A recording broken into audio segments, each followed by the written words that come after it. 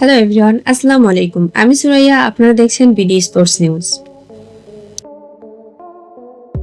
সিলেট আন্তর্জাতিক ক্রিকেট স্টেডিয়ামে দুপুর ১:৩০টার মাঝে শুরু হয় বিপিএল এর ১৩তম ম্যাচ। এই ম্যাচে ফরচুন বরিশালের বিপক্ষে টানা ৫ ম্যাচ জেতা রংপুর রাইডার্স মাঠে নামেন। রংপুর রাইডার্স টসে জিতে ফিল্ডিং এর সিদ্ধান্ত নেন। ফরচুন বরিশাল হয়ে ওপেনিংয়ে নামেন ক্যাপ্টেন তামিম ইকবাল এবং নাজমুল হক শান্ত। দুজনেই ক্লাসিক ম্যাচ খেলেন। তামিম ইকবাল ৩৪ বলে ৪০ এবং শান্ত ৩০ বলে ৪১ রান করেন। কিন্তু ম্যাচ শুরু হয় যখন মাঠে নামেন কেলি মায়ার্স। ৭টি ছক্কা ও একটা ৪-এর বিনিময়ে ৬১ রান করেন কেলি মায়ার্স। সব মিলিয়ে ফরচুন বরিশালের সংগ্রহ হয় ১৯৭। জবাবে ১৯৮ রানের টার্গেটে ব্যাটে আসেন রংপুর রাইডার্স।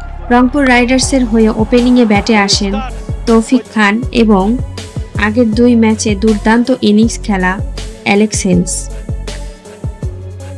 কিন্তু অ্যালেক্স হেলস এই ম্যাচে ভালো ইনিংস খেলতে পারেনি। তিনি স্বল্প রান করে আউট হয়ে গেলেও তৌফিক খান কিছুক্ষণ ব্যাটে থাকতে পারেন। কিন্তু খেলা শুরু হয় তখনই যখন খুশদিল এবং ইফতিকার ব্যাটে নামেন। জয়ের কাছাকাছি নিয়ে যায় ইফতিকার এবং খুশদিল। ইফতিকার আহমেদের ৩৬ বলে ৪৮ এবং ২৪ বলে ৪৮ রান করেন খুশদিল। জয়ের লক্ষ্যে যাওয়ার জন্য আরও রান দরকার ছিল। এক ওভারে ২৬, নুরুল হুসাইন সোহান ১ ওভারে করে ৩০। ৩টে ছক্কা এবং ৩টা ৪-এর বিনিময়ে ম্যাচ জয়ের লক্ষ্যে পৌঁছে যায়। প্লেয়ার অব দি ম্যাচ হয় নুরুল হাসান সোহান এবং এরই সাথে টানা রংপুর রাইডার্সের ৬ ম্যাচ জেতার একতা গঠন হয়। আজ এই পর্যন্তই, দেখা হচ্ছে পরবর্তী কোনো ভিডিওতে।